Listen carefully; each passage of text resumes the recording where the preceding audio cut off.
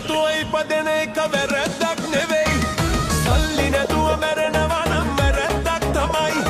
සල්ලි හොයන ක්‍රම තියෙන්නේ හරියටම දෙකයි. දෙකෙන් එකක් අපි ගොඩ දාගන්න ඕනෑමයි.